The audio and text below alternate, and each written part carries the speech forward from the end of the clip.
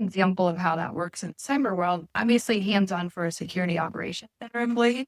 That's the way you want all of your employees, especially when we then transition AI systems, having concerns about the data that exposed there. Yeah, it's a fantastic example. Extending the trust, that employee trust. Excellent.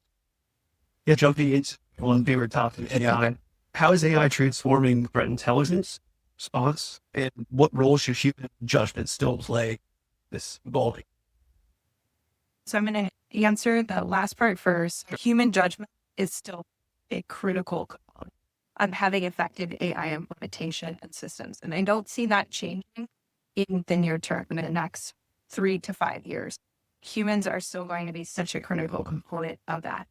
When we go back to how is it transforming security, right, from an offense and defense side, I'm going to cover those two areas. Because I think that offensive side, so the attackers, that gets a lot of airtime, right? So we hear about, okay, AI prompts are going to be injected, LLMs, the data is going to be poisoned. We're going to be able to have agentic workflows where malicious software just works without any human intervention.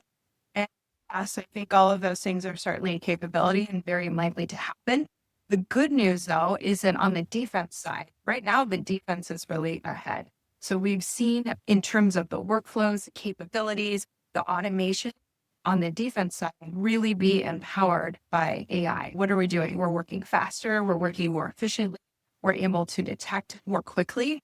And all of that is through, like, for us specifically, we're focused a lot of times on SOC automation. So looking at, like, how can we automate as much of this workflow as quickly as possible?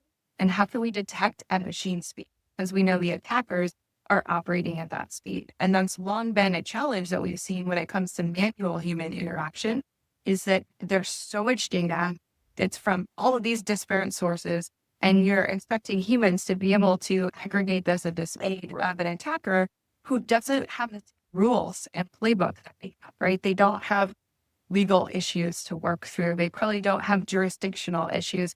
They don't oftentimes have just the human protocol issues that we're dealing with in a business. And so all of that is working against us. That's where AI, I think, really has been positively impacting the types of work that we're doing on the defense side to enable us to detect faster. So I agree. And I also agree with John, like I said, everyone. And I think it really has to be a shared responsibility. I think security in general is a really cultural element of every organization, where every leader, every individual contributor on the team needs to feel like, hey, I can speak up and say something if I see something that's not making sense. I was in an event last week, and we may have been, I believe, in the same room. But yes. And the conversation around this went to actually like provisioning of access for these systems.